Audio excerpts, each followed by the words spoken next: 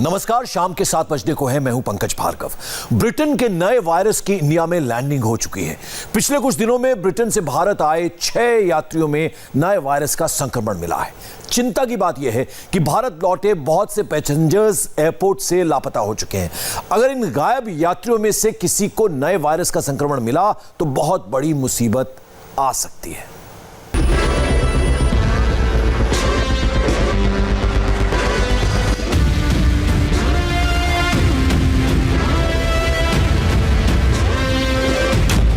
जिसका डर था वही हुआ। ब्रिटेन का नया वायरस अब इंडिया आ चुका है। एक तरफ पुराना वायरस गया नहीं और दूसरी तरफ नया वायरस आ गया है।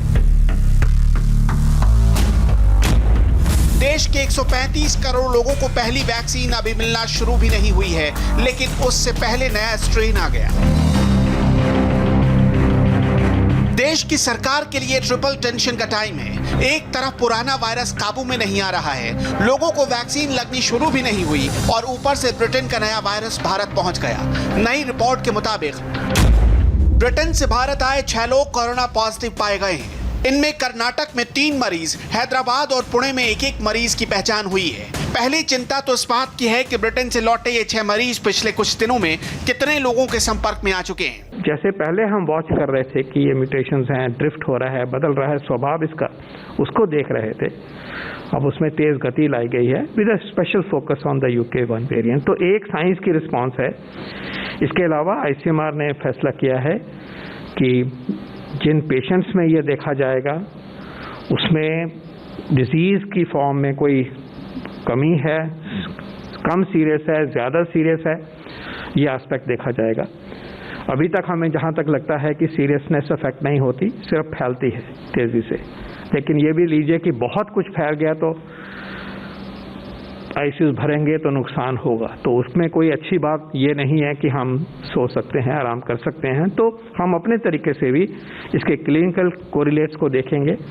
हम अपने लेबोरेटरीज में बियॉन्ड जीन सीक्वेंसिंग भी, उसके स्वभाव को जानने के लिए, उसकी इम्यूनोलॉजी को समझने के लिए जो और भी साइंटिफिक स्टेप्स होंगे वो बहुत ही कॉम्प्रिहेंसिव तरीके से किए जाएंगे और हमारे पास कैपेसिटी है इसको करने की। क्योंकि ये नया वायरस पिछले वायरस की तुलना में बहुत तेजी से फैलता है, इसलिए ये अंदाजा लगाया जा रहा है कि ये नया वायरस बहुत से लोगों को संक्रमित कर सकता है। क्योंकि नए वायरस के नए स्ट्रेन ने अपना रूप बदल लिया है और इसके स्पाइक्स पहले से ज्यादा तेजी से इंसानी शरीर में प्रवेश कर सकते हैं। सबसे पहले आप वायरस के म्यूटेटेड वर्जन यानी बदले हुए नए रूप को समझिए। इस नए म्यूटेटेड वायरस का नाम B117 है। ये वायरस पर मौजूद प्रोटीन स्पाइक्स के बदले हुए रूप से संबंधित है, जो इंसान के सेल्स से खुद को जोड़ लेता है। इतना ही नहीं, ये म्यूटेशन वायरस को बड़ी तेजी से इस सेल को संक्रमित करने के लिए तैयार करता है, यानी ये वायरस शरीर में जल्दी फैलता है। अब तक की रिसर्च के मुताबिक ये वायरस 70 गुना तेजी से फैलता है। वैक्सीन क्या करते हैं, ज़्यादातर स्पाइक प्रोटीन जो है, जो वायरस के ऊपर है, उसके बारे में और बताऊंगा, उसको टारगेट करते हैं और उस स्पाइक प्रोटीन में ये वेरिएंट्स में चेंजेस हैं। तो इसको लेके लोग कहते हैं कि कुछ कंसर्न्स हैं कि क्या वैक्सीन इसके अगेंस्ट काम करेगी।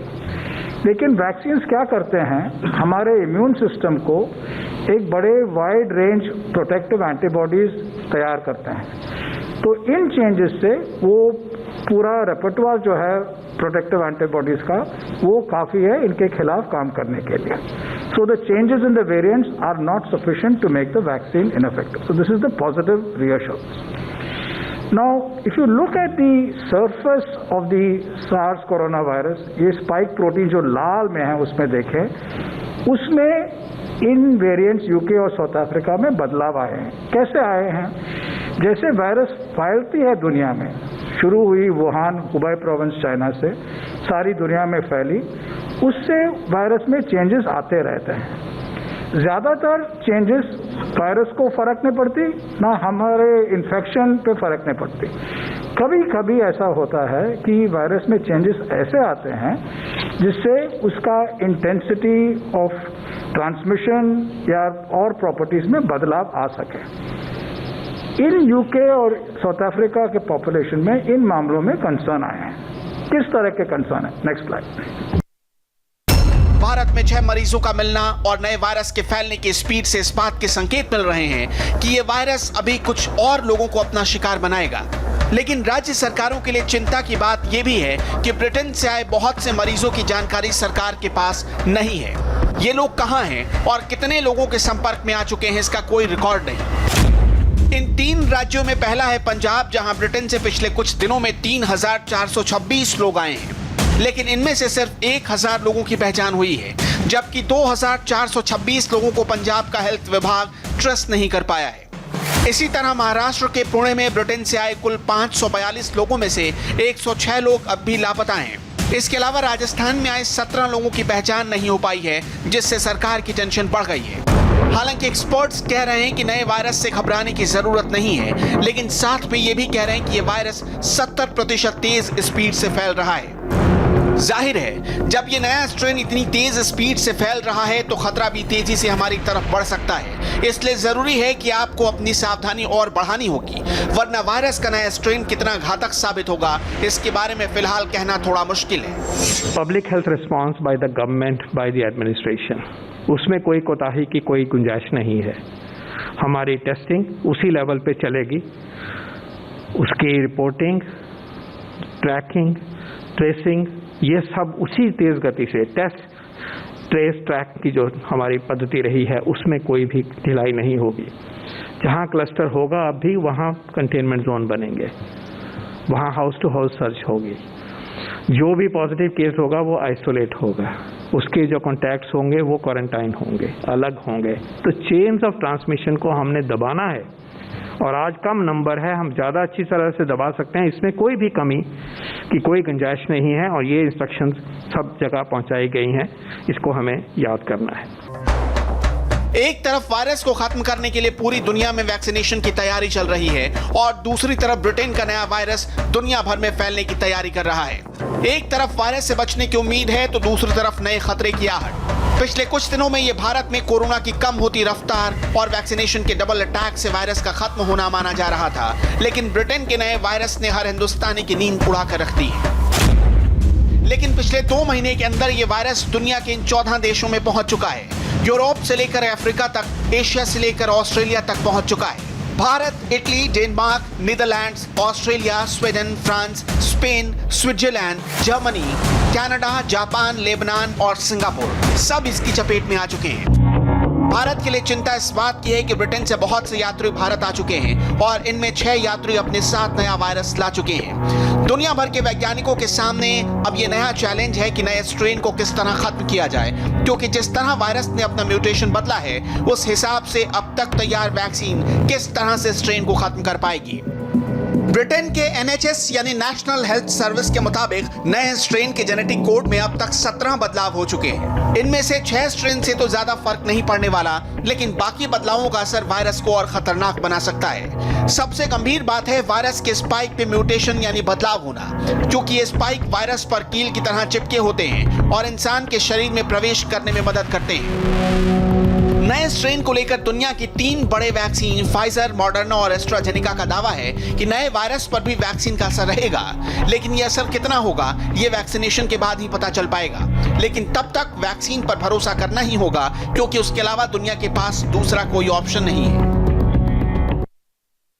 फर्स्ट एन अश्योरेंस, वैक्सीन जो हैं पाइपलाइन पे हमारे देश में और बाहर भी, ये इन वेरिएंट्स जो यूके में हैं और साउथ अफ्रीका में भी आए हैं, इनके अगेंस्ट काम करेगी।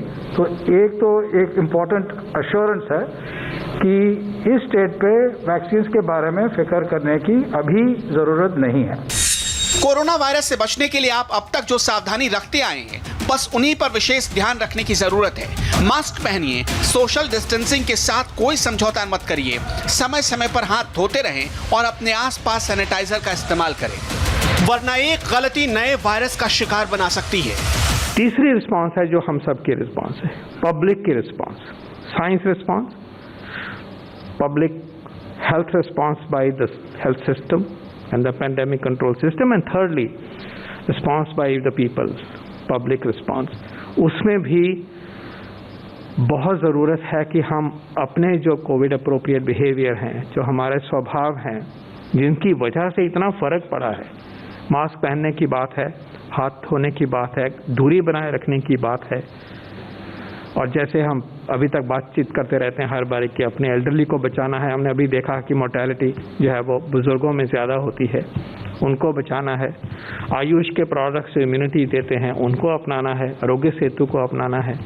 अगर आप में सिम्टम हैं तो आपने टेस्ट कराना है।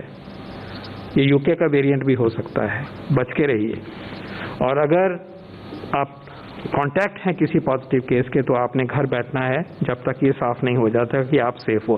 तो ये जो हमारी जो जिम्मेवारी है, इसमें किसी भी तरह की कमी का कोई भी गुंजाइश नहीं।